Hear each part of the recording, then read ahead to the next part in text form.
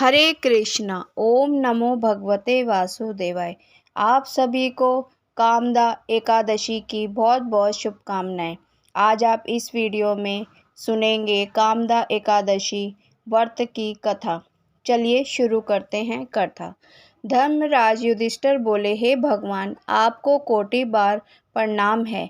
आपसे निवेदन करता हूँ, आप कृपया कर चैत्र माह के शुक्ल पक्ष की एकादशी का वर्णन कीजिए। श्री कृष्ण भगवान बोले, हे राजन, आप एक पुरानी कथा सुनिए जिसको राजा दिलीप से वशिष्ठ जी ने कहा था।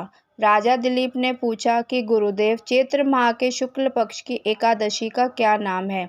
इसमें किस देवता की पूजा होती है और इसकी विधि क्या है, सो कहिए। महर्षि वशिष्ठ जी बोले, हे राजन, चैत्र माह के शुक्ल पक्ष की एकादशी का नाम कामदा है। यह पापों को नष्ट कर देती है और पुत्र की प्राप्ति होती है। इसके व्रत से कुयोनि छूट जाती है और अंत में स्वर्ग की प्राप्ति होती है।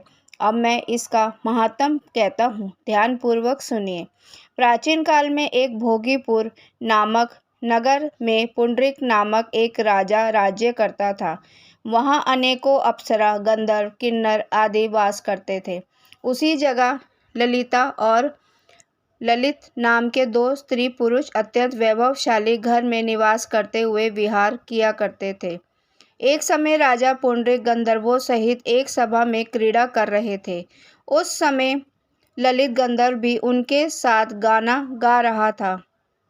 उसकी प्रियतमा ललिता उस जगह नहीं थी, इससे वह उसको याद करने के कारण अशुद्ध गाना गाने लगा। नागराज ककोटक ने राजा पुंडरीक से इसकी चुगली खा दी। इस पर राजा पुंडरीक ने ललित को श्राप दे दिया कि अरे दुष्ट, तू मेरे सामने गाता हुआ भी अपनी स्त्री का स्मरण कर रहा है। इससे तू कच्चे मांस और मनुष्यों को खाने वाला राक्षस होगा। राजा पुंडरीक के श्राप से वह ललित गंधर्व उसी समय एक विकराल राक्षस हो गया। उसका 8 योजन का शरीर हो गया। राक्षस हो जाने पर उसको महान दुख मिलने लगे, अपने कर्म का फल भोगने लगा।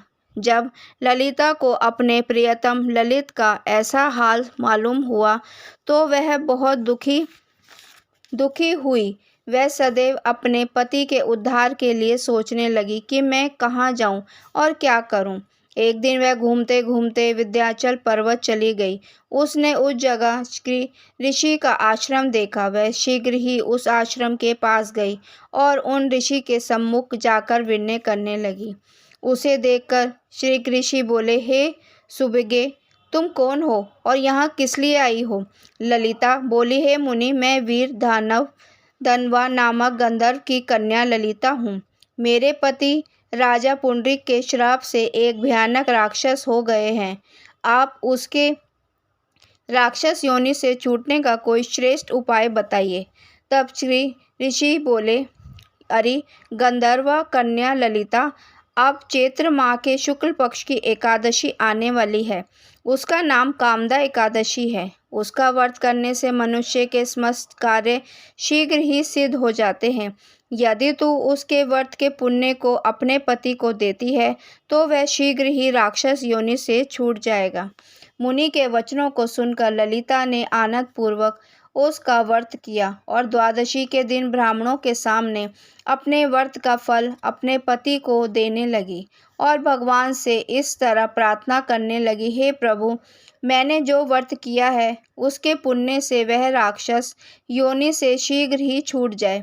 एकादशी का फल देते ही उसका पति राक्षस की योनि से छूट गया और अपने पुराने स्वरूप को प्राप्त हुआ। वह पहले की भांति ललिता के साथ विहार करने लगा।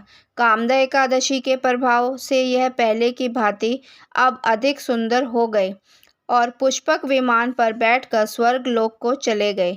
हे राजन, इस व्रत को विधि पूर्वक करने से सब पाप नष्ट हो जाते हैं।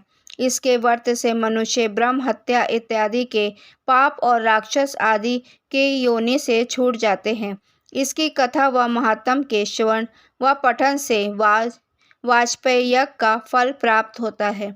हरे कृष्णा। ओम नमो भगवते वासुदेवाय।